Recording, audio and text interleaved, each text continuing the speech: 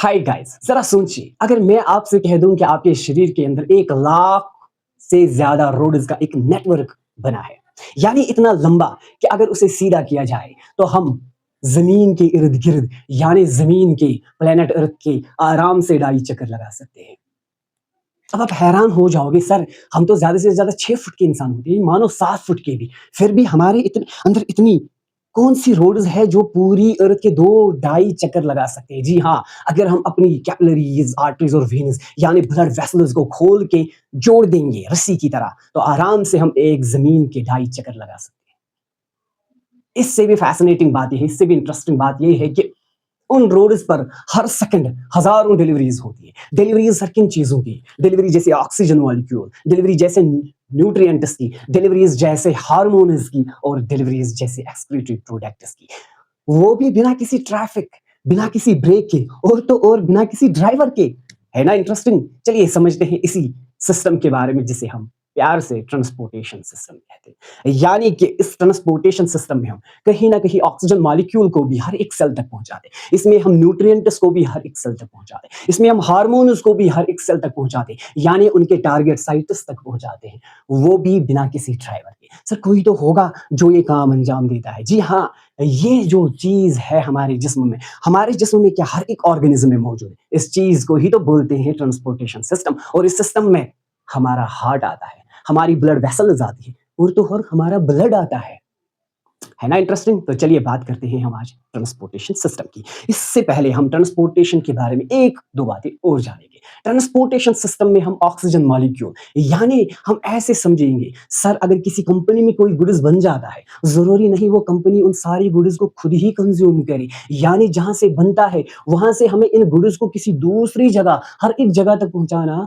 जरूरी होता है। इसी तरह अगर हम प्लांट्स की एग्जांपल लेंगे, प्लांट्स में लीव्स होते हैं जिन्हें हम कहते हैं किचन ऑफ द प्लांट, यानी सारी की सारी फोटोसिंथेसिस वहीं पे होती है। पर इसका मतलब ये तो नहीं कि जो सारा गज़ा बना वो प्लांट ही लीव्स में कंज्यूम करे, यानी कि ये लीव्स तो बस एक सोर्स बनता है, इसे तो सिंक की भी जरूरत है। यानी इन चीज जो एबंडेंस में पाई जाती है, वो वाली चीजें जो एबंडेंस में पाई जाती है, जिस जगह उनकी फॉर्मेशन होती है, जरूरी है इन चीजों को उन एरियाज तक पहुंचाना जहां से उन चीजों की स्कैर्सिटी हो, यानी सोर्स में उन चीजों की एबंडेंस होती है, हमें इन्हीं चीजों को वहां तक पहुंचाना होता है जहां उन चीजों की स्कैर्सिटी हो, यानी सोर्स के साथ साथ सिंक भी होना चाहिए। तो चलिए बात करते हैं हम आज अपने टॉपिक, इस खूबसूरत से टॉपिक जिसे हम कहते हैं ट्रांसपोर्टेशन सिस्टम।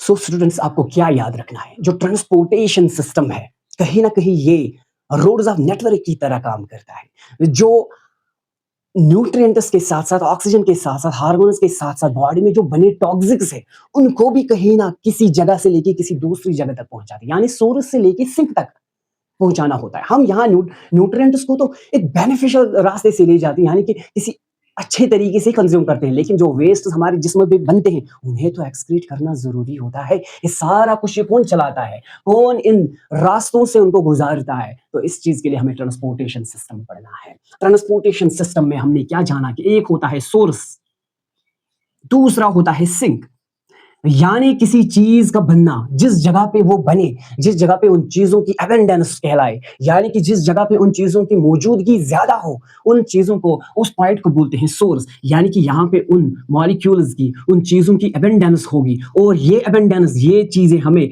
उस एरिया से लेके उन रीजन्स तक पहुंचाना होता है जहां पे उन्हीं चीजों की स्कैर्सिटी हो, यानी कहीं ना कहीं हमें उन्हें सिंक तक पहुंचाना हो जहां पे इन चीजों की कंज्यूम हो जाए, यूटिलाइजेशन हो जाए, इन चीज़ों की यूजेज हो जाए, इन्हें हम इस्तेमाल करें। अगर ऑक्सीजन मॉलिक्यूल जो हमने कल तक के लेक्चर्स में समझा था कि किस तरह से एल्वियोलाई में ऑक्सीजन मॉलिक्यूल्स एब्जॉर्ब होने के बाद हमने उन्हें ब्लड कैपिलरीज तक समाया था, यानी हमने उन्हें डिफ्यूज किया था ब्लड कैपिलरी। क्या सिर्फ इतना ही काम काफी था? क्या ऑक्सीजन मॉलिक्यूल हर एक सेल तक पहुंचा? The answer is no sir, क्योंकि हमारे शरीर के अंदर अगर हम देखेंगे तो 37.2 ट्रिलियन ऑफ सेल्स मौजूद है।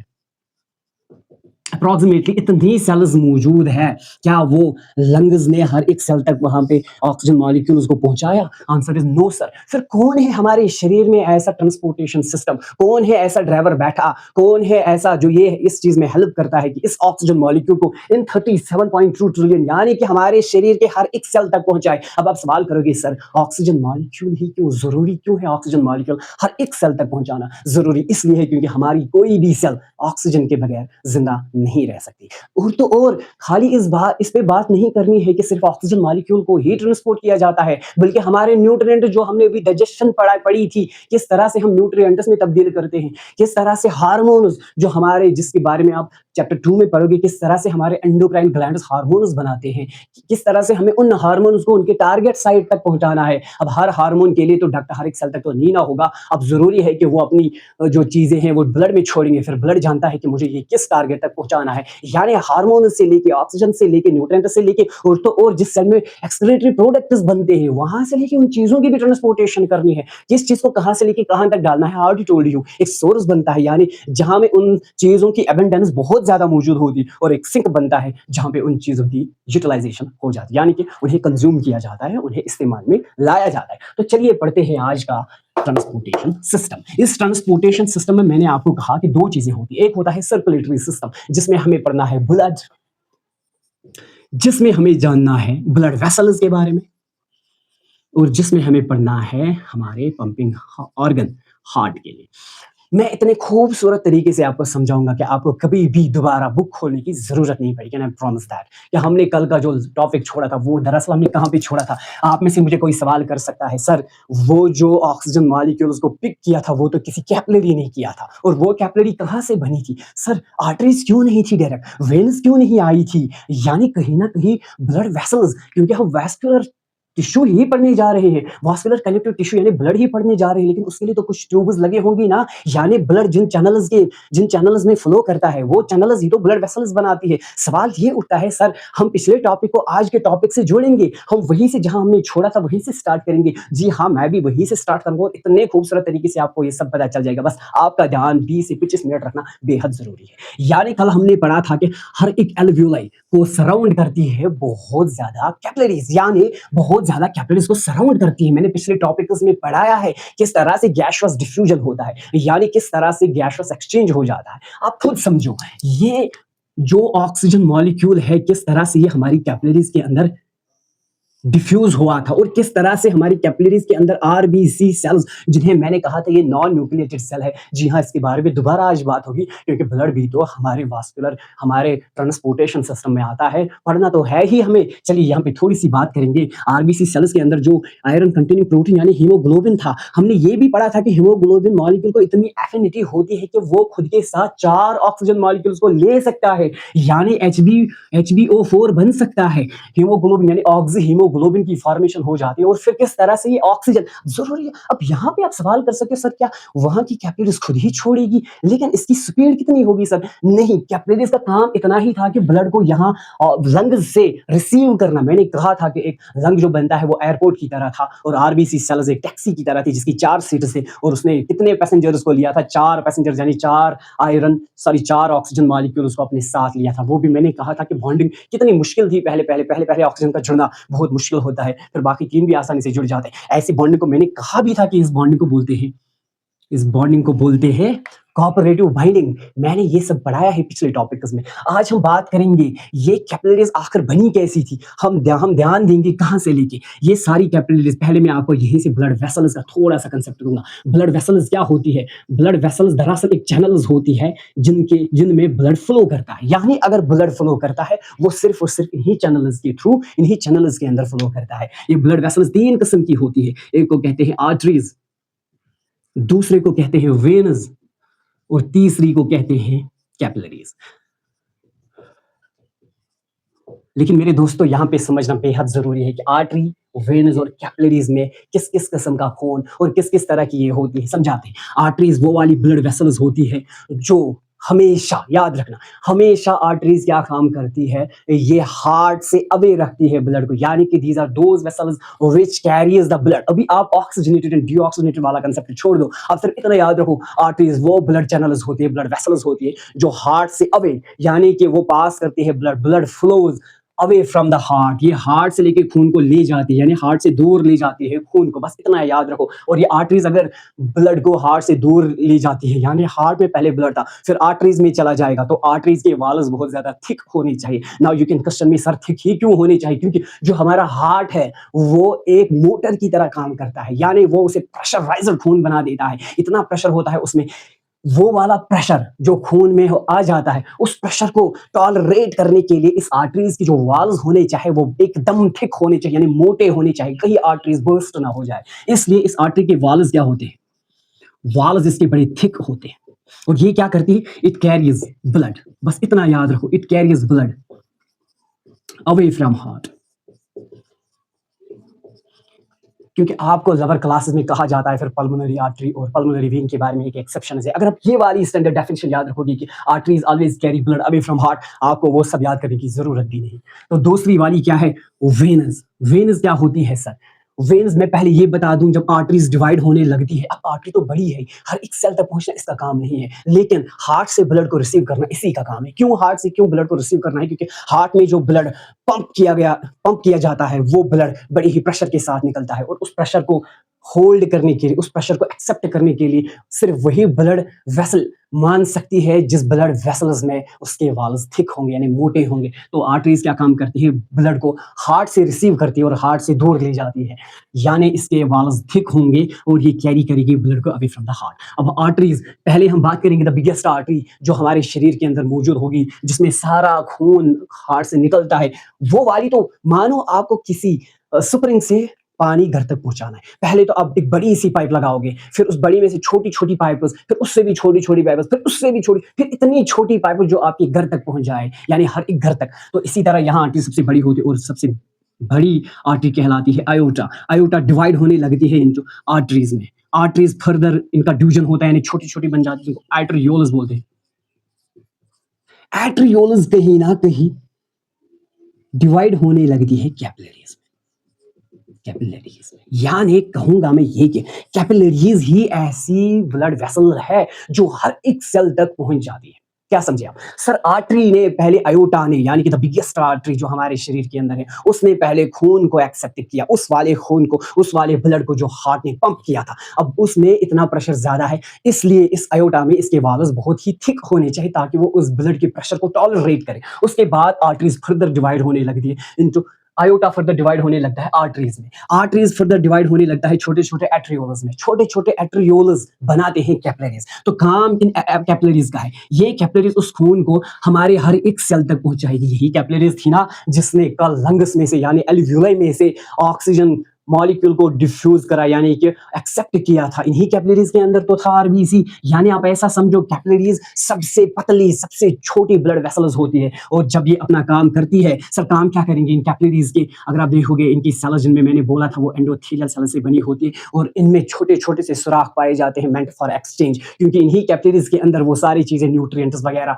इन्हीं में होती है, और वो वहीं से उनको छोड़ते हैं और वो हर एक सेल तक पहुंचते हैं, यानी कहीं ना कहीं ये एक कनेक्टिंग लिंक बन जाता है, जिसे यहाँ से कुछ देना होता है और सेल से वहां कुछ लेना होता है। देती है ये क्या, हार्मोन्स देती है, ये एक सेल को देती है न्यूट्रिएंट्स, एक सेल को ऑक्सीजन देती है, और बदले में क्या लेती है, जितने भी एक्सक्रीटरी प्रोडक्ट्स बने हैं, यानी कि कार्बन डाइऑक्साइड जैसे गैसेस को, उनको खुद के साथ लेती है। अब जब ये कैपिलरीज दोबारा से रीयूनाइट होती है, ये बनाती है वेन्यूल्स, क्योंकि वेन्यूल्स में ऐसी चीजें हैं जो सेल ने दिए, वेन्यूल्स जब जुड़ जाते हैं तो ये बनाते हैं वेन्स। तो वेनस, वेनस क्या काम करेंगे सर, वेनस इस खून को कहाँ ले जाएंगी, वेनस सारे मिलके इस खून को, हर एक सेल में जो अब ये ब्लड आ गया, जिसमें कुछ चीजें भी है, एक्सक्रीटरी प्रोडक्ट्स भी, एक्सक्रीटरी गैसेस भी है, इन वेनस के सहारे ये सारा खून चला जाता है इनटू द हार्ट। क्या समझे, आर्टरीज ने खून को हार्ट से अवे किया था, लेकिन वेनस ने इसी खून को कहाँ डाल दिया, हार्ट में। तो वेनस, इनके वाल्स क्या होंगे, क्योंकि प्रेशर तो अब है ही नहीं इन जैसे, इन कैपिलरीज में, in blood, sorry, in blood vessels में इतना ज्यादा ब्लड का प्रेशर होता नहीं है, इसलिए इनके वाल्स थिन ही होते हैं, और ये क्या करते हैं, दे कैरीज ब्लड टुवर्ड्स हार्ट। बस 2 मिनट में मैंने आपको ब्लड वेसल्स समझाया कि किस तरह से कैपिलरीज बनती है। बस याद रखने की बात इतनी है कि ब्लड में से जो खून निकलता है, अभी हम बात करेंगे कि ऑक्सीजन ने किन लिया, ऑक्सीजन ने किन ब्लड वेसल्स ने ऑक्सीजन मॉलिक्यूल को लिया था, एक्सेप्ट किया था। वहां पे भी मैंने आपको बताया था ये ऑक्सीजन मॉलिक्यूल्स को कैपिलरीज ने लिया था। अब आप खुद सोचो, जब कैपिलरीज ने इस ऑक्सीजन को लिया होगा,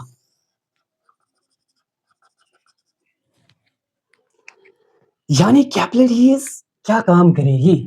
कैपिलरीज अगर ऑक्सीजन मॉलिक्यूल को ले जाती है, यहां पहले बात करेंगे कैपिलरीज ने जब यहां पे ऑक्सीजन मॉलिक्यूल को लिया, उसके बाद ये कैपिलरीज जुड़ गए इनटू वेन्यूल्स में, वेन्यूल्स जुड़ गए इनटू वेन्स में, वेन्स ने सारा खून डाल दिया कहां पे? हार्ट में। तो उस वेन को कहेंगे जिसने लंग से लेके यानी ऑक्सीजन वाले ब्लड को खुद के अंदर ट्रांसपोर्ट किया या खुद के अंदर फ्लो होने दिया टूवर्ड्स द हार्ट, उस वाली वेन को कहते हैं पल्मोनरी वेन। अब आपको यहाँ पे 2 वेन्स याद रखने हैं। पल्मोनरी वेन कौन सी होती है? पल्मोनरी वेन होती है, अभी वेन से आप as per the definition of when याद रखोगे, वेन वो ब्लड वेसल होती है जो खून को टूवर्ड्स द हार्ट यानी कि हार्ट के अंदर दाखिल करती है, not away from the heart but towards the heart ले जाती है, इट कैरीज द ब्लड।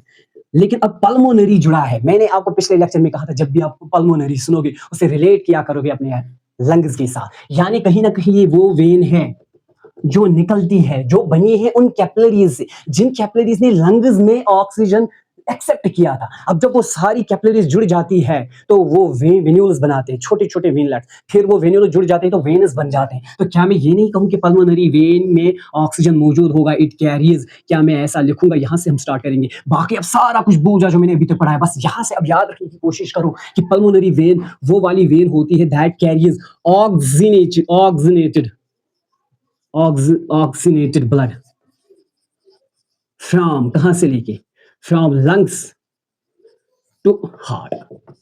यहां से हम स्टार्ट करते हैं अपना टॉपिक। इतनी सारी बातें जिसको याद रही गुड, जिसको याद नहीं रही वेल एंड गुड, क्योंकि हम स्टार्ट यहां से करेंगे। अब हम वही पहुंचेंगे, आपके जहन में कम से कम एक चीज तो फिट हुई होगी कि सर ने कल तक हमें ये कहा था कि जो ऑक्सीजन मॉलिक्यूल एल्वियोलाई तक पहुंचा था, उस एल्वियोलाई को सराउंड कर रही थी बंच ऑफ कैपिलरीज। अब आप सोचोगे वो कैपिलरीज क्यों? क्योंकि कैपिलरीज ही ऐसी ब्लड वेसल्स है जो हर एक सेल तक पहुंचती है। अब अगर ये हर एक सेल यानी कि एल्वियोलाई के सेल तक पहुंची है, अब ये तो ऑक्सीजन मॉलिक्यूल तो ले रही थी, हाँ लिया था, अब वो सारी कैपिलरीज रीयूनाइट हो जाएंगी, अब कुछ और चीज बन जाएगी। जब सारी कैपिलरीज रीयूनाइट हो जाती तो पहले वेनलेट्स यानी कि फिर पहले वेन्यूल्स बन जाते हैं, वेन्यूल्स जुड़ जाते तो वेन्स बन जाते हैं। अब दूसरी डेफिनेशन में मैंने कहा था सर वेन्स क्या काम करती है? वेन्स ये काम करती है कि they carry the blood towards the heart. मैंने आर्टरी कहा था अवे फ्रॉम द हार्ट ले जाती है, लेकिन वेन्स का मैंने कहा था कि ये टुवर्ड्स द हार्ट लेते हैं, दिल यानी कि हार्ट की तरफ ले जाते हैं। अब आप खुद बोलो मुझे पल्मोनरी वेन कौन सी होगी? फिर पल्मोनरी वर्ड खुद रिलेट है लंग्स के साथ, और वेन क्या होती है? वेन करती है कैरी ब्लड को। अब ये जाहिर सी बात है, जो ब्लड लंग्स से आया उस ब्लड में तो ऑक्सीजन होगा, यानी कि मैं कहूंगा it carries oxygenated blood from oxygenated blood from lungs to heart. चलिए यहां तक तो हमने सीखा। अब हम डायरेक्टली हार्ट पे आते हैं, क्योंकि हम इस टॉपिक को पहले इस तरह ब्लड वेसल्स नहीं पढ़ेंगे फिर ये नहीं, हम इसे एक मानो एक यूनिट की तरह पढ़ेंगे। अब जब ये हार्ट की तरफ ले जाएगा, now I will try to draw the heart ताकि आप समझोगे। मेरे साथ साथ आप भी कोशिश किया करो।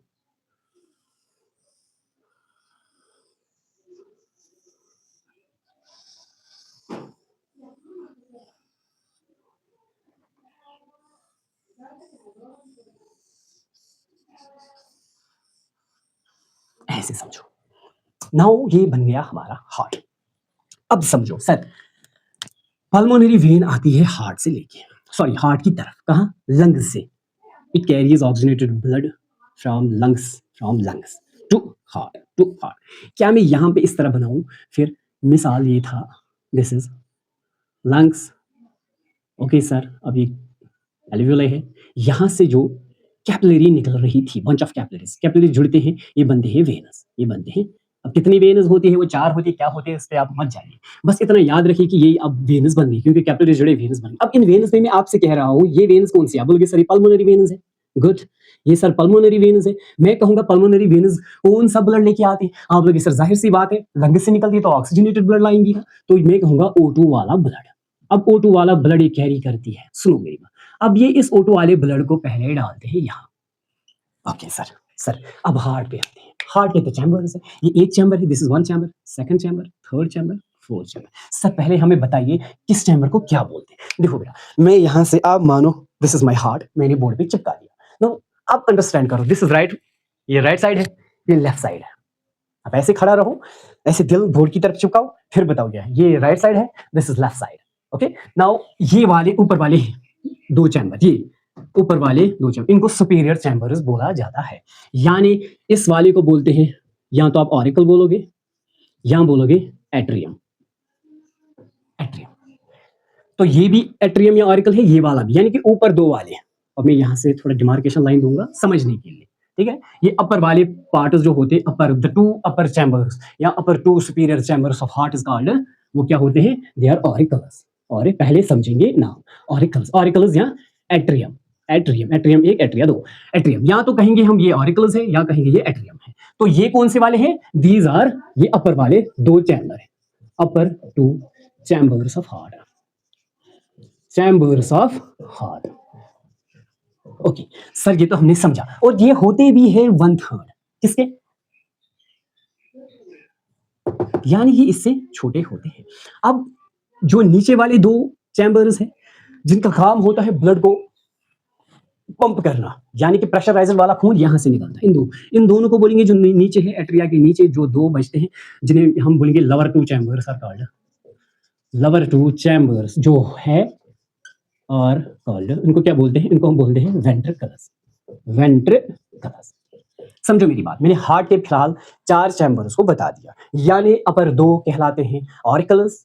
अब राइट कौन है, लेफ्ट कौन है, वो भी मैं बता दूंगा। पहले आप इतना याद रखो, अपर के 2 चैम्बर्स हैं, यानी मैं ऐसे चैम्बर 4 बना दूंगा, दिस इज स्क्वायर। अब मैं ऐसे बता रहा हूं, ये जो अपर वाली 2 है, ये अपर वाली 2, इन दोनों को मैं बोलता हूं दीज आर ऑरिकल्स, ऑरिकल्स और एट्रियम, एट्रिया। और नीचे वाली जो 2 है इनको बोलते हैं वेंट्रिकल्स, उनको बोलते हैं वेंट्रिकल्स। सर इतना समझ में आ गया। आई होप ये 2 चीजें आप नहीं भूल जाओगे, क्योंकि ये बहुत आसान है। अपर वाले 2 पार्ट को बोलते हैं, अपर वाले 2 चैम्बर्स को बोला जाता है एट्रिया और ऑरिकल्स, और निचले वाले 2 को बोलते हैं वेंट्रिकल्स। वेंट्रिकल्स थोड़े बहुत से कॉनिकल्स होते हैं, यानी कि एपेक्स में अगर हम देखेंगे, हमारा हार्ट मौजूद कहाँ है sir? In between the thoracic cavity, यानी कि चेस्ट कैविटी के बीच में। फिर भी हमें हार्ट लेफ्ट साइड में जैसे फील होता है, ऐसा क्यों? क्योंकि थोड़ा सा अगर मैं बना दूं, ऐसे होता है, थोड़ा टिल्ट होता है इसका जो एपेक्स पार्ट है, that is tilted towards the left side.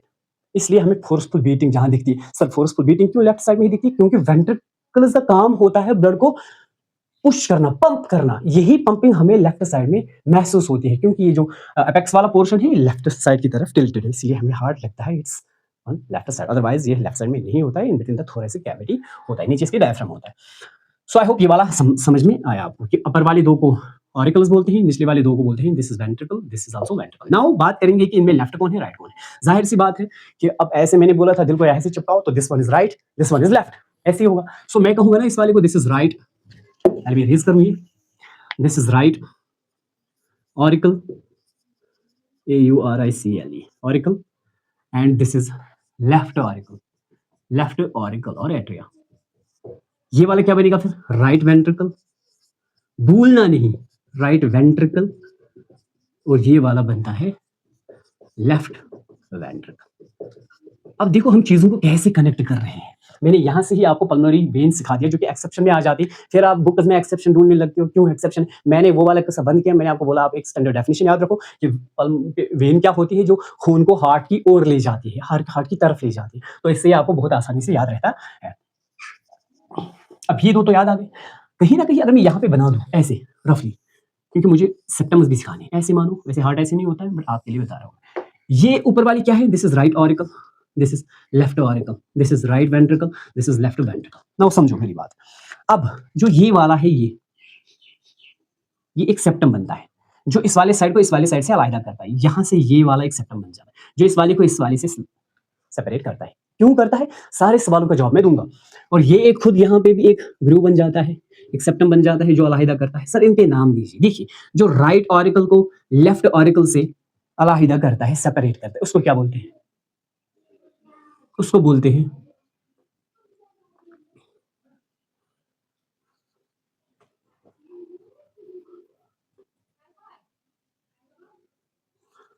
ऑरिक्यूलो septum. इसको बोलते हैं जो वेंट्रिकल को अलहदा करता है, लेफ्ट वेंट्रिकल को, राइट वेंट्रिकल, इसको बोलते हैं इस वाली, यहाँ से लेके यहाँ तक, इस वाली को बोलते हैं ventricular septum. Auricular septum, ventricular septum, ये दो तो हो गए समझ। सर अब जो ऊपर वाले हिस्सों को निचले वाले हिस्सों से अलग करता है, यानी कि राइट ऑरिकल और लेफ्ट ऑरिकल को राइट वेंट्रिकल और लेफ्ट वेंट्रिकल से अलग करता है, इस वाले को क्या बोलते हैं? शाबाश, इसको बोलते हैं ऑरिक्यूलो वेंट्रिक्यूलर सेप्टम। समझो, ऑरिक्यूलो वेंट्रिक्यूलर सेप्टम, इसमें दोनों आते हैं, ऑरिक्यूलो यानी कि ऑरिकल एंड वेंट्रिक्यूलो, कहीं ना कहीं ऑरिकल और वेंट्रिकल दोनों को अलहदा करता है ये वाला ग्रू, ये वाला सेप्टम, सॉरी ये वाला जो डिमार्केशन लाइन जैसी है, इसको ऑरिक्यूलो वेंट्रिकुलर सेप्टम बोलते हैं। और जो राइट ऑरिकल को लेफ्ट ऑरिकल से करता है सेपरेट, उसको बोलते हैं ऑरिक्यूलर सेप्टम। और जो राइट वेंट्रिकल को लेफ्ट वेंट्रिकल से अलहदा करता है, उसको बोलते हैं वेंट्रिकुलर सेप्टम। आई होप ये इतना समझ में आ गया, ठीक है। अब बात करते हैं यहाँ, जब ये ऑक्सीजनेटेड ब्लड चला जाता है यहाँ, सबसे पहले ये अपनी पोरिंग यहाँ ड्रॉप करता है। जब ये कौन सा हिस्सा है, अब आपको पता है sir, this is left auricle. यानी अब मैं आपसे कहूँगा, आज से ही याद रखना, ऑक्सीजनेटेड ब्लड यानी कि वो ब्लड जिसे पल्मोनरी वेन ने लंग से लिया, अब ये कहाँ पे इसे ड्रॉप करेगी, कहाँ पे इस ब्लड को पोर करेगी, इनटू द लेफ्ट एट्रिया और लेफ्ट ऑरिकल। अब इस ब्लड को यहाँ छोड़ा जाता है, ये बेसिकली 4 कैपिलरीज होती है, हम सिंपली यहाँ पे लिखेंगे अब इनको, this is pulmonary vein, pulmonary vein, वही पल्मोनरी वेन जो यहाँ पे समझाया, जो आ रही है, ये देखो यही पल्मोनरी वेन यहाँ है, मैंने यहाँ पे बता दिया इस तरह से, ठीक है। Now this is pulmonary vein. Pulmonary vein ने कौन सा खून यहाँ पे धकेल दिया, ऑक्सीजनेटेड ब्लड, यानी वो वाला खून जिसमें ऑक्सीजन है। सर जरूरी क्या था हार्ट में ही डालना, हर एक सेल तो खुद ही पहुंच जाता, नहीं पहुंचता, क्योंकि स्पीड का भी तो कोई रोल होता है। जब भी पंप हो जाएगा, मिसाल आपको मैं एग्जांपल देता हूं, आपके वॉशरूम में पानी नहीं आ रहा है, दूसरे किसी वॉशरूम में आ रहा है, आप बोल रहे हो जनरेटर करो ताकि थर्ड वाली बिल्डिंग, थर्ड वाले फ्लोर पे भी पानी चढ़ जाए, तो आप इस एक मोटर का इस्तेमाल करते हैं। मोटर क्या करते हैं, वो पंप करता है ताकि तेजी से सब प्रेशर बना रहे और वो खून हाइट तक भी पहुंच जाए। इसीलिए हमारे अंदर तो 37.2 ट्रिलियन सेल्स मौजूद है, हर एक सेल तक पहुंचाना ये कैपिलरीज खुद ही नहीं पहुंचाएंगी, पहले इनको एक पंपिंग ऑर्गन में डालना है, वो पंप करेगा ताकि वो तेजी से फिर हर एक सेल तक पहुंच जाए, ऐसा मैकेनिज्म होता है। सो ऑक्सीजनेटेड ब्लड अब कहां चला जाता है, ये जाता है पहले लेफ्ट ऑरिकल। लेफ्ट एट्रिया का एक ही काम होता है, चाहे राइट वाला हो चाहे लेफ्ट वाला हो, इनका काम होता है कि ब्लड को रिसीव करना, they are meant only to receive the blood. कौन सा वाला ब्लड, वो अलग अलग है, क्योंकि यहाँ डीऑक्सीजनेटेड वाला ब्लड आ जाएगा। पहले तो आपको बस इसके बारे में आपने सीखा, अभी आप बोलोगे सर लेफ्ट ऑरिकल का काम था to receive the oxygenated blood from lungs, lung से किसने लाया, पल्मोनरी वेन ने, बस इतनी बात याद रखो। अब जो ही ये ब्लड रिसीव करता है, जब ये भर के आता है, उसके बाद ये यहां से इसे छोड़ता है into what, into ventricular chamber. अब ये वेंट्रिकुलर चैम्बर में चला जाता है ये ब्लड, वेंट्रिकुलर चैम्बर, यानी कि हम इसे बोलेंगे लेफ्ट वेंट्रिकल, लिखा है। अब ये ब्लड जब फुल हुआ, रिसीव हुआ, उसके बाद ये चला जाता है वेंट्रिकुलर पोर्शन में। सर ऐसा क्यों, क्योंकि पंपिंग यहां होती है, ब्लड को पंप यहां किया जाता है। अब खुद सोचो, जिसने जाने दिया, यहाँ पे क्या होता है, वाल्व लगे होते हैं। वाल्व्स क्या होते हैं सर, ये वाल्व्स मानो ऐसे स्ट्रक्चर होते हैं हमारे हार्ट में, जिनका काम होता है ब्लड को वन वे ट्रैफिक देना। यानी अगर ये ब्लड को एलो करते हैं कि आप नीचे उतरो, इस ब्लड को ये ऊपर आने से अब ये रोकेंगे। दैट मीन्स वाल्व्स का इतना काम होता है, they prevent the back flow of blood. यानी जब यहाँ से पंप स्टार्ट होगा, ये बंद हो जाते हैं। सर ऐसे कैसे बंद हो जाएंगे, क्योंकि आप जब हायर क्लास में पढ़ोगे, यहाँ वेंट्रिकुलर एरिया में इस तरह के लगे होते हैं पैपिलरी मसल्स, पैपिलरी मसल्स। वैसे वेंट्रिकुलर रीजन में वो दो ही होते हैं, उन पैपिलरी मसल्स में ऐसे होल होते हैं कुछ धागे जैसे स्ट्रक्चर्स, जो इन्हें पकड़ के रखते हैं स्ट्रांगली। उन पैपिलरी मसल्स को जो धागे पकड़ के रखे होते हैं, इन मानो ऐसा है, मानो ये जो वाल्व्स हैं, वैसे इन वाल्व्स को बोलते हैं बाइकस्पिड वाल्व। यहाँ पे बाइकस्पिड वाल्व होते हैं, बाइकस्पिड वाल्व। ये टू मस्कुलर फ्लैप्स जैसे स्ट्रक्चर्स होते हैं, मस्कुलर फ्लैप्स होते हैं, two muscular flaps which prevents the backflow of blood, prevents the backflow of blood. अब आप बताओगे सर इन बैक ये कैसे प्रिवेंट करते हैं? जब खून यहाँ से गया, अब यहाँ पे तो कंट्रैक्शन हो जाएगी हार्ट की, यानी कि मस्कुलर फोर्स लगेगा, यानी कहीं न कहीं खून को पंप मिलेगा। अब जब पंप मिलेगा, ज़ाहिर-सी बात है खून तो ऊपर आना चाहिए, लेकिन आ ही नहीं जाता। ऐसा क्यों? क्योंकि ओपनिंग एक होती है यहाँ पे, उसके बारे में बात हम करेंगे, लेकिन यहाँ से क्यों नहीं जाते हैं वापस? क्योंकि यहाँ वाल्व्स लगे होते हैं, उन वाल्व्स को कोई पकड़ के रखा होता है। किनसे? मानो एक दागों से। वो दागे इतने सख्त होते हैं, इतने स्ट्रॉन्ग होते हैं, वो बने ही होते हैं कोलेजन के। आपको पता है कि हमारी बॉडी में कोलेजन सबसे ज़्यादा पाया जाता है। ऐसे प्रोटीन्स जो मोस्ट अबंडेंट है ह्यूमन बॉडी में, that is collagen. Collagen strength देते हैं। दे गिव्स स्ट्रेंथ, और ये दागे कोलेजन के ही बने होते हैं। सर इन दागों को क्या बोलते हैं? इन धागों को बोलते हैं कॉर्डी टेंडिना। कॉर्डी टेंडिने, टेंडिने। ये कॉर्डी टेंडिने क्या होता है? मैं ऐसे लिखूंगा, these are thread like structures, thread like structures that holds, किसको होल्ड करते हैं? Holds bicuspid. हम बाइकस्पिड नहीं लिखेंगे, हम लिखेंगे सिंपली वाल्व्स। क्यों? क्योंकि यहाँ पे भी ट्राइकस्पिड वाल्व है, यहाँ बाइकस्पिड वाल्व है। अब दोबारा यहाँ हम लिखेंगे बाइकस्पिड एंड ट्राइकस्पिड वाल्व, यहाँ लिखेंगे सीधे valves, bicuspid and tricuspid valves strongly, strongly. और बने किनके होते हैं? कोऑर्डिनेट टेंडिने, यानी ये जो थ्रेड लाइक स्ट्रक्चर है बने होते हैं कोलेजन, कोलेजन प्रोटीन के। और कोलेजन प्रोटीन जहां पे भी होगा ये स्ट्रेंथ देता है, ये हमेशा स्ट्रेंथ नहीं। यही वजह है कि आप देखोगे फेस में जो कोलेजन होता है, तो जब तक कोलेजन सही से होता है तब तक व्रिंकल्स फेस पे नहीं आ जाती। फिर जब कोलेजन ब्रेक होने लगता है, कोलेजन की मात्रा कम हो जाने लगती है, तो व्रिंकल्स फेस पे भी आने लगते हैं। यानी कि ये बड़ा ही स्ट्रेंथ देते हैं किसी भी चीज को जहां पे भी ये मौजूद होते हैं। अब ये जो बाइकस्पिड वाल्व्स हैं इनको फर्मली अटैच करते हैं ये थ्रेड, जिनको कॉर्डी टेंडिने बोलते हैं, कॉर्डी टेंडिने बोलते हैं। और ये कॉर्डी टेंडिने क्या होते हैं? ये इन्हीं वाल्व्स को रखे होते हैं। और ये खुद कहाँ से इमर्ज होते हैं? कहाँ से ये स्टार्ट होते हैं? From papillary muscles. यहाँ पे जो अंदर वाले इसमें स्ट्रक्चर बने होते हैं, दैट इज पेपिलरी मसल्स। असल ये होता है एंडोकार्डियम, ये वाला पोर्शन। तो एंडोकार्डियम के इन पेपिलरी मसल्स से, papillary muscles, papillary muscles hold करते हैं कॉर्डी टेंडिना को। कॉर्डी टेंडिना होल्ड करते हैं स्ट्रांगली, फर्मली होल्ड करते हैं बाइकस्पिड एंड ट्राइकस्पिड वाल्व्स को। ठीक है, ताकि इन वाल्व्स में से जब वेंट्रिकुलर पोर्शन फोर्सफुली इस ब्लड को पंप करता है, कहीं ना ये कहीं बैक फ्लो ना हो जाए, वापस एट्रिया में ना चला जाए, इससे प्रिवेंट करने के लिए, इससे बचने के लिए ये बाइवाल्व्स को बंद रखता है। और वो खून चला जाता है यहाँ से। यहाँ एक ओपनिंग होती है, एक आयोटा होती है, जो मैंने पहले ही बोला था, बिगेस्ट आर्टरी, सबसे बड़ी आर्टरी जो पहले रिसीव करती है ऑक्सीजनेटेड ब्लड को, वो ये रिसीव करती है। सो दिस वेरी रीजन, इसको हम बोलते हैं iota, we call it iota. अब मैं आपसे कहता हूँ ये आयोटा कौन सा खून लेके जाती है? यही ऑक्सीजनेटेड वाला खून। ठीक है, वैसे में आयोटा फिर दिखाया जाता है, ये हार्ट के बिहाइंड से निकलती है इस तरह। ठीक है, यहाँ दिस इज कॉल्ड आयोटा।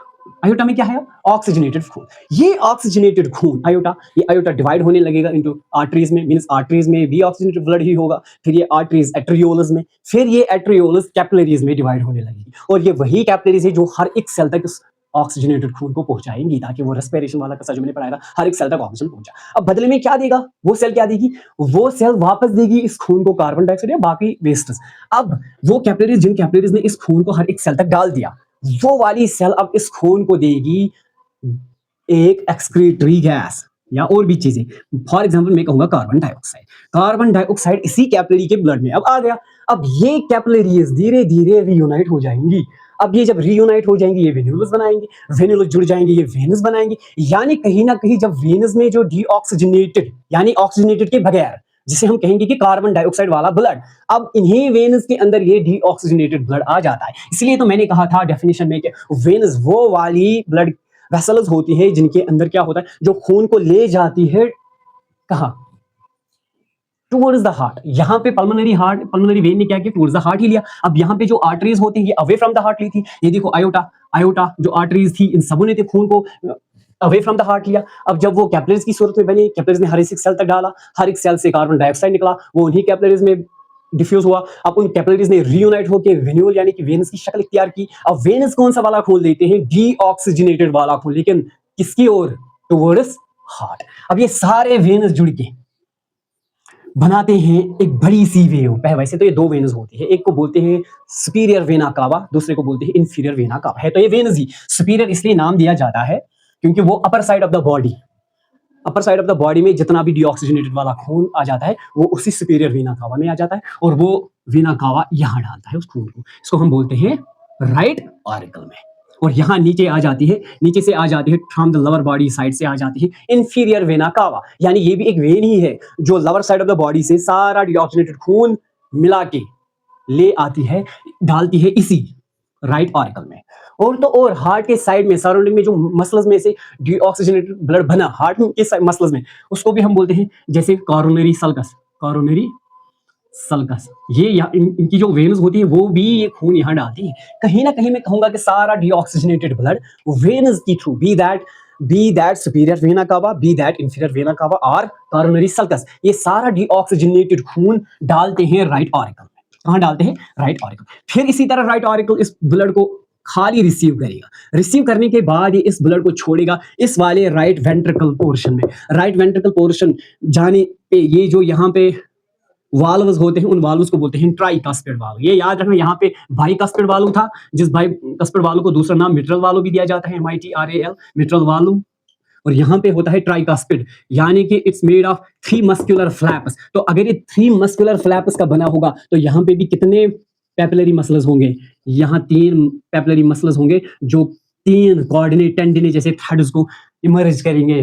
तो वो कोऑर्डिनेट टेंडिने इन ट्राइकास्पिड वाल्व्स को स्ट्रांगली पकड़ के रखते हैं ताकि यहां से भी बैक फ्लो ऑफ ब्लड ना हो जाए। In order to prevent the back flow of blood, these valves are meant in heart, जो स्ट्रांगली ब्लड को क्या करते हैं? रोक के रखते हैं। और यहां पे भी एक ओपनिंग होती है, यानी कि अब जो ब्लड, आपसे मैं कहूंगा, अब जो ब्लड हार्ट के अवे जाएगा वो कौन सी ब्लड वेसल होगी? आप बोलोगे सर पहले तो वो आर्टरी होगी, क्योंकि ब्लड ले जाती है अवे फ्रॉम द हार्ट। ये कहीं ना कहीं आर्टरी ही होगी, लेकिन कौन सी आर्टरी होगी? ये जो ब्लड ले जाएगी दोबारा से, ताकि इसे ऑक्सीजन मिलना चाहिए, दोबारा से इसे कहाँ ले जाएगी? दोबारा से इसे ले जाएगी लंग्स की तरफ। तो इसे बोलेंगे हम pulmonary artery. Pulmonary artery. Pulmonary artery क्या ले जाती है? खून ले जाती है फ्रॉम हार्ट, हार्ट से लेके खून ले जाती है। कहाँ की तरफ ले जाती है? Towards the lungs. लंग्स की इसी लंग्स जो नाम आ गया इसीलिए इसे पल्मोनरी नाम पड़ा। तो आर्टरी इसलिए नाम पड़ा क्योंकि खून हार्ट के अवे ले जाती है टू द लंग्स। लंग्स इसलिए ताकि वहां से दोबारा से इसे क्या मिले? दोबारा से ऑक्सीजन मिले, फिर यही प्रोसेस हो जाएगी। नाउ इस दौरान मैंने आपको बता दिया, इस सिंगल कंप्लीट साइकिल में अगर हम देखेंगे कि ये जो खून था हार्ट में 2 बार चला गया, इसको डबल सर्कुलेशन बोलते हैं। चलिए ये डबल सर्कुलेशन भी 1 मिनट में हम कंप्लीट करेंगे आखिर क्या होता है। देखो अब मैं आपको ऐसे बताऊंगा, रफली बताऊंगा क्या होता है। ये लंग्स थे, लंग से पल्मोनरी वेन आती है, पल्मोनरी वेन इस खून को यहां डालती है। दिस इज लेफ्ट ऑरिकल और एट्रियम। लेफ्ट ऑरिकल में डालती है। लेफ्ट ऑरिकल में डालने के बाद ये खून जब यहाँ पूरा आ जाता है, फिर इसे यहाँ बाइकस्पिड वाल्व लगे होते हैं जो इस खून को यहाँ छोड़ते हैं वेंट्रिकुलर पोर्शन में, वेंट्रिकल में। हम बोलेंगे ये कहाँ छोड़ते हैं? लेफ्ट वेंट्रिकल में। लेफ्ट वेंट्रिकल में क्या हो जाता है? लेफ्ट वेंट्रिकल में हो जाता है पंपिंग।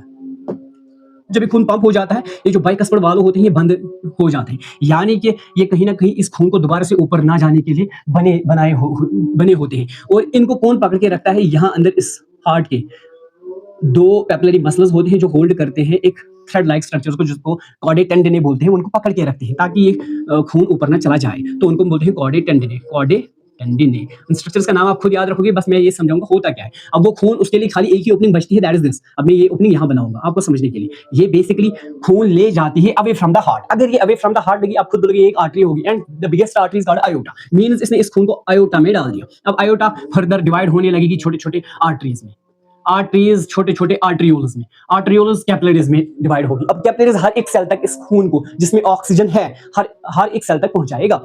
अब जब पहुंचाएगा हर एक सेल तक, तो वहां से सेल उसे क्या देगी? वहां से उसे यानी कि वही रेस्पिरेटरी गैस कार्बन डाइऑक्साइड देगी। कहीं ना कहीं कैपिलरी में अब वो वाला खून आ गया, ऑक्सीजन को छोड़ने के बाद वो वाला खून हो गया जिसे डीऑक्सीजनेटेड ब्लड कहा जाएगा।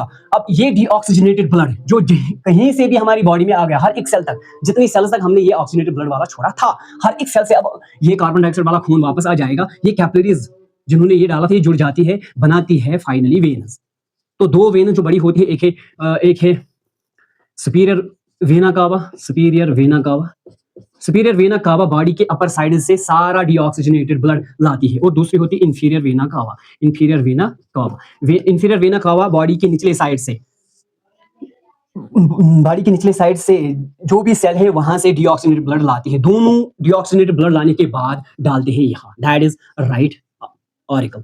राइट ऑरिकल इसी तरह यहाँ लेफ्ट ऑरिकल की तरह पहले ब्लड को होल्ड करेगा, फिर इसे जाने देगा नीचे वेंट्रिकुलर पोर्शन में। यहाँ पे लगे होते हैं ट्राइकस्पिड वाल्व, ट्राइकस्पिड, उन ट्राइकस्पिड वाल्व को इसी तरह यहाँ पे भी होते हैं इसके एंडोकार्डियम, यानी हार्ट के भी। मैं वो बताऊंगा लास्ट में एक लाइव में कि हार्ट के बाल के कितने हिस्से होते हैं, या हार्ट के बाहर एक्सटर्नल कितनी कवरिंग्स होती है, वो भी मैं बताऊंगा। बस एक मिनट का टॉपिक बचता है। ये जो कैपिलरी मसल्स होते हैं ये क्या करते हैं, ये होल्ड करते हैं इन थ्रेड्स लाइक स्ट्रक्चर्स को कॉर्डे टेंडिने बोलते हैं। कॉर्डे टेंडिने इन्हीं ट्राइकस्पिड वाल्व्स को जोर से पकड़ के रखे होते हैं ताकि वो प्रिवेंट करें, ताकि वो खून को दोबारा ऊपर ना आने दे, in order to prevent the back flow of blood. और यहाँ पे एक ही ओपनिंग लगी होती है, वो मैं यहाँ पे बनाऊंगा। उस ओपनिंग को बोलते हैं, अब ये खून दोबारा से हार्ट से अब ले जाएगी, वो तो आर्टरी होगी, अब ले कहाँ जाते हैं तो लंग्स, दोबारा से ऑक्सीजन मिलने के लिए। ये डीऑक्सीजनेटेड ब्लड है, ताकि इस डीऑक्सीजनेटेड ब्लड को दोबारा से वही जो मैंने कल वाली मैकेनिज्म में पढ़ाया था, कैसे एल्वियोलाई गैस एक्सचेंज करता है, कैसे ऑक्सीजन मिलता है, दोबारा से ऑक्सीजन मिलने के लिए ये क्या काम करता है, ये ले जाता है उसे कहाँ पे, लंग्स में। अब अगर लंग्स में लेगा तो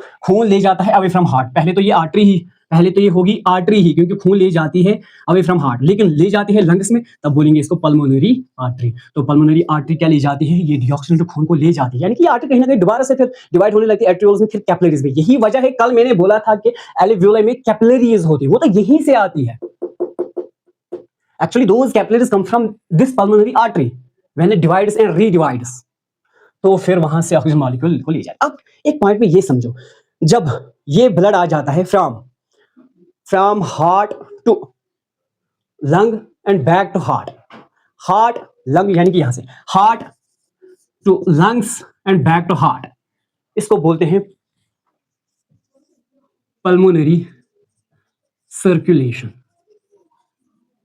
हो गया एक बार इस खून का आ जाना हार्ट में। दूसरा आता है from heart to all parts of the body, क्योंकि ऑक्सीजनेटेड ब्लड था, वो हर बॉडी के हर हिस्से तक पहुंचाना होता है। All parts of the body back to the heart, इसको बोलते हैं सिस्टमैटिक सर्कुलेशन। सिस्टमैटिक सर्कुलेशन, और दोनों सिस्टमैटिक सर्कुलेशन के साथ साथ पल्मोनरी सर्कुलेशन, दोनों को बोला जाता है डबल सर्कुलेशन। और ये डबल सर्कुलेशन हम एविज यानी बर्ड्स और मैमल्स में हो जाती है। Now the question is sir why double circulation. और एक और सवाल, सर ये जो सेप्टम्स लगे हैं यहाँ पे, ये तो ऑक्सीजनेटेड ब्लड को अलग करते हैं फ्रॉम डीऑक्सीजनेटेड ब्लड को, मिलने क्यों नहीं देते? व्हाई द टू, मैं बोलूंगा types, oxygenated and deoxygenated blood जो है ये आपस में मिक्स क्यों नहीं होते? ये इसलिए मिक्स नहीं होते हैं क्योंकि हम जो एविज और मैमल्स हैं, हमें एनर्जी की बहुत जरूरत होती है और ज्यादा जरूरत होती है। अब अगर ये मिक्स हो जाएंगे तो ये एफिशिएंट अमाउंट ऑफ एनर्जी नहीं दे पाएंगे, जिसकी वजह से क्या होगा कि हमें प्रॉब्लम हो जाएगी। तो बर्ड्स और यानी कि एविज और मैमल्स में एनर्जी की बहुत ज्यादा डिमांड होती है, इसलिए ये ऑक्सीजनेटेड और डीऑक्सीजनेटेड ब्लड मिक्स नहीं होती। हालांकि उन जैसे ऑर्गेनिज्म्स में जिन्हें एनर्जी की कम जरूरत होती है, जो कोल्ड ब्लडेड होते हैं, यानी कि वो अपने बॉडी टेम्परेचर को मेंटेन नहीं कर पाते हैं, बल्कि उनके बॉडी जो टेम्परेचर होता है वो सराउंडिंग के टेम्परेचर से चेंज होता रहता है, यानी कि वो जैसे हार्ट कहलाते हैं, वो जैसे फिशेस में आ जाता है, तो फिश के हार्ट को बोला जाता है वेनस ब्लड। उसका भी एक मिनट में हम यहाँ पे पढ़ेंगे वो वेनस ब्लड क्या होता है। बेसिकली जो पाइसेस होते हैं, फिशेस होते हैं, उनका हार्ट जो होता है खाली 2 चैम्बर होता है, दैट इज ओनली 2 चैम्बर। ऐसे बता दूंगा मैं, दिस इज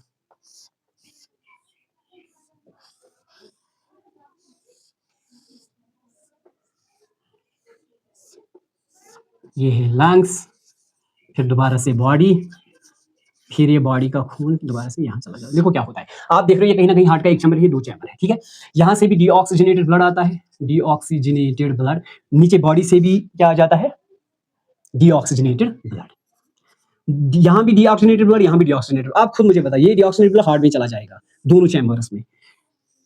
इस हार्ट ने किस वाले ब्लड को सर्कुलेट किया, पंप किया? आप बोलोगे सर जाहिर सी बात है, इस हार्ट में तो खाली डीऑक्सीजनेटेड ब्लड को सर्कुलेट किया। वो वाला हार्ट जो खाली डीऑक्सीजनेटेड ब्लड को ही सर्कुलेट करता है, उस वाले हार्ट को हम बोलते हैं वेनस ब्लड, वेनस सर्कुलेशन और ब्लड, या हार्ट, वेनस हार्ट, या सर्कुलेशन, वेनस सर्कुलेशन। और फिशेस में यही होता है, आप कहीं नहीं देखोगे कि हार्ट में ऑक्सीजनेटेड वाला ब्लड पंप हुआ, यहाँ से भी डीऑक्सीजनेटेड ब्लड आता है, यहाँ से भी डीऑक्सीजनेटेड ब्लड आता है और वो हार्ट को पंप करना पड़ता है लंग्स की ओर। लंग्स में ऑक्सीजनेटेड ब्लड आता है, वो दोबारा से बॉडी में चला जाता है, बॉडी से फिर से कार्बन डाइऑक्साइड देती है, मीन्स कहीं ना कहीं यहाँ दोबारा से बना होता है डीऑक्सीजनेटेड ब्लड, दोबारा से हार्ट में चला जाता है। यानी कि वो वाला हार्ट जो खाली डीऑक्सीजनेटेड ब्लड को ही पंप करे, पास करे, उस वाले हार्ट को वीनस हार्ट बोलते हैं, वीनस सर्कुलेशन बोलते हैं। एंड ये हो जाता है उनमें लोअर ऑर्गन जैसे पाइसिस में होता है, क्योंकि उन्हें एनर्जी की ज्यादा जरूरत नहीं होती है। और 3 चैम्बर, इनमें 2 ही चैम्बर होता है।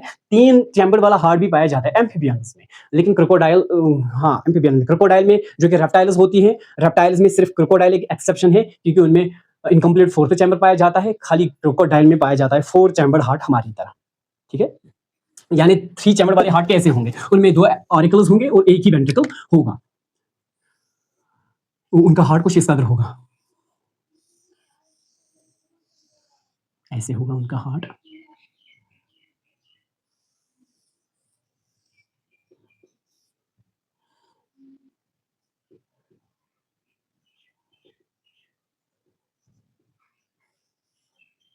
ये देखो, हाउ ब्यूटीफुल, ये देखो, ये है एक ऑरिकल, ये है दूसरा ऑरिकल, यानी कि right and left, and this whole ये वाला है वेंट्रिकल, वेंट्रिकल रीजन, यानी 2 ऑरिकल्स और एक वेंट्रिकल। ये होता है किन में? ये होता है एम्फीबियंस में। और एवज, एवज यानी बर्ड्स एंड मैमल्स यानी हम, जिनमें हम आते हैं, उनके पास होता है 4 चैम्बर हार्ट, 4 चैम्बर हार्ट, और वो इसलिए ताकि हम ऑक्सीजनेटेड ब्लड और डीऑक्सीजनेटेड ब्लड को अलग करते हैं। नाउ बचता है टॉपिक 1 मिनट का, दैट इज हार्ट के बारे में मजीद थोड़ा सा जानना। इस बीच हमारा टॉपिक रहता है फिर ब्लड, ब्लड उसके लिए हम 10-12 मिनट का लेक्चर लाएंगे सुबह। पहले आप ये समझो, हार्ट, हार्ट को ही पूरा करेंगे। हार्ट अगर हम देखेंगे, आप भी मेरे साथ साथ हार्ट की ड्राइंग करो।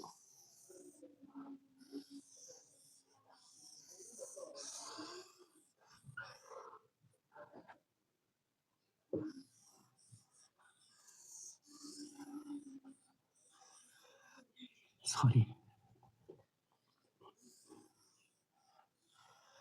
ये देखो, नाम देंगे फिर बताएंगे कहाँ से क्या था। सो दिस इज जो सारा deoxygenated blood from the upper parts of the body आ जाता है, इसको हम बोलेंगे this is superior vena cava, superior vena cava. And नीचे से भी आ जाती है एक, दैट इज, इसको हम बोलेंगे जो निचले बॉडी पार्ट से डीऑक्सीजनेटेड ब्लड लाके आती है, उसको बोलते हैं इंफीरियर, इंफीरियर वेना कावा। ओके, अब यहाँ पे हम इसको ऐसे डिजिग्नेट करेंगे आप लोगों के लिए, 3 बनाऊंगा मैं, सो दैट आपको आसानी से याद हो जाएगा। This is tricuspid value, tricuspid volume. Okay, now this one is right atrium या ऑरिकल, ऑरिकल ही लिखेंगे, right auricle. This one is left auricle, this one is right ventricle. Ventricle का होता ही है ये रोल कि ये पंप करता है, फोर्सफुल बीटिंग वहीं से फील हो जाती है। This one is left ventricle, इतना तो आपको याद रहा। अब यहाँ पे आ जाता है ब्लड लेके, दैट इज कौन सा, मैंने आपको बता भी दिया था, वो कौन होती है, दैट इज जो सीधे आ जाती है लंग से। लंग से आएगी तो पहला बोला पल्मोनरी लिखा ही करो, पल्मोनरी, और हार्ट की तरफ लेके आएगी तो वेन, हार्ट से दूर जाएगी तो आर्टरी। ओके, सो ये तो हमने समझा इतना। अब यहाँ पे खुद हार्ट के मसल से भी डीऑक्सीजनेटेड ब्लड आता है, वो इस तरह का आ जाता है, यहाँ से कुछ वेनस, इसको बोलते हैं कॉरोनरी सल्कस। ओके, इतना तो आपको याद हो गया। नाउ यहाँ जब ये तो पहले बाइकस्पिड वाल्व लिखूंगा मैं, this is bicuspid valve, bicuspid, क्योंकि 2 ही मस्कुलर फ्लैप का बना होता है। ये याद रखना, बाइकस्पिड वाल्व कहाँ प्रेजेंट है?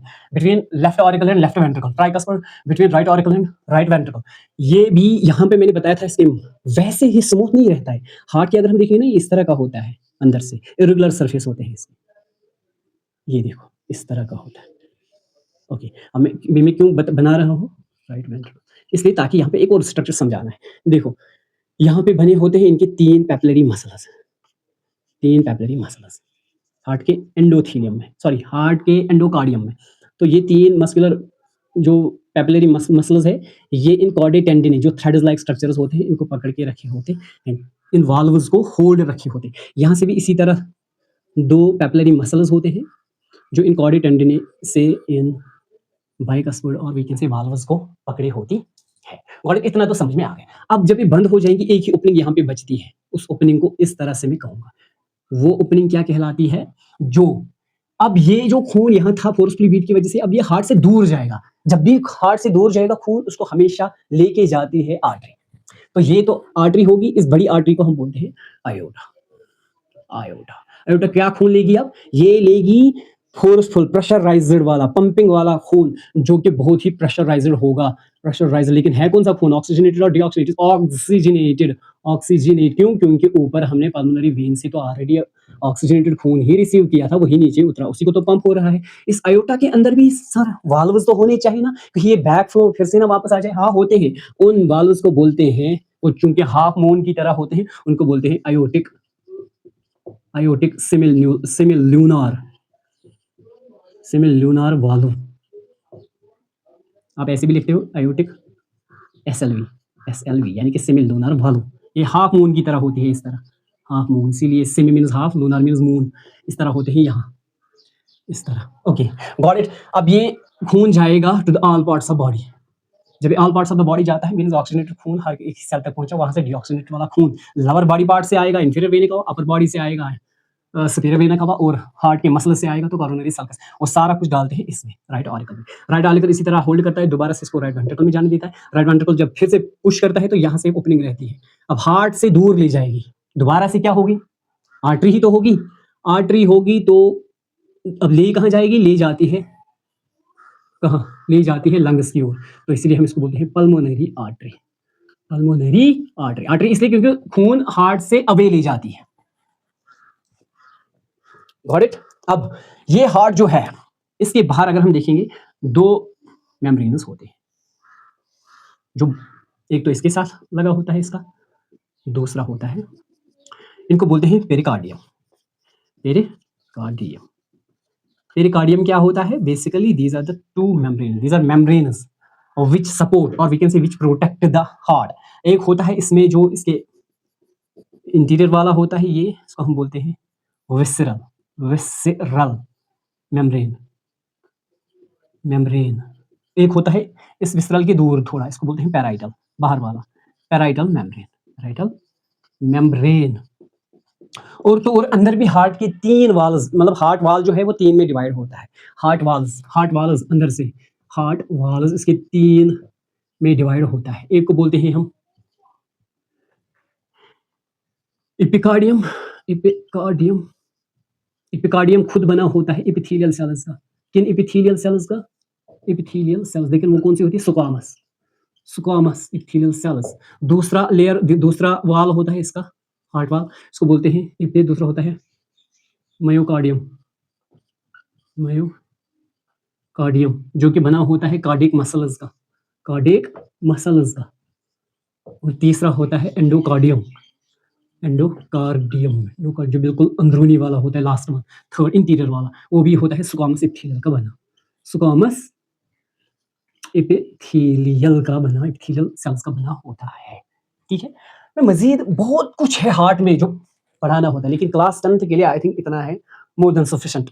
सो अगर इस टॉपिक में किसी जगह आप लोगों को समझ में ना आया हो तो कमेंट सेक्शन में आप पूछ सकते हो, कोई भी सवाल कर सकते हो, I am here, I will try to reply that, I will try to answer that. And नया लेक्चर लाने तक अल्लाह हाफिज़। नया लेक्चर वैसे मैं कह दूं वो होगा ब्लड, क्योंकि हमारे इस ट्रांसपोर्टेशन सिस्टम में खाली ब्लड ही बचता है। ब्लड एक वास्कुलर कनेक्टिव टिश्यू है, हमें पढ़ना है कि जो चैनल्स के थ्रू फ्लो करता है। ठीक है, ब्लड के बारे में हमें ये जानना है कि ब्लड में कितने पार्ट्स होते हैं, वैसे दो होते हैं, जैसे प्लाज्मा एंड फॉर्मल एलिमेंट्स। फिर हमें फॉर्मल एलिमेंट्स में पढ़ना है आरबीसी, डब्ल्यूबीसी एंड प्लेटलेट्स। फिर डब्ल्यूबीसी के हम पढ़ेंगे ग्रैनुलोसाइट्स एंड एग्रैनुलोसाइट्स। वो सारा कुछ हम कल के 20 मिनट वाले लेक्चर में पूरा करेंगे। तो होप सो कि आपको ये समझ में आया होगा। अगर नहीं आया होगा तो आप कमेंट में पूछ सकते हो कहाँ पे कंफ्यूजन है, मैं सुबह वो वाली लाइन या वो वाली टर्म दोबारा से आपको यहाँ पे सिखाऊंगा। सो तब तक के लिए बाय बाय।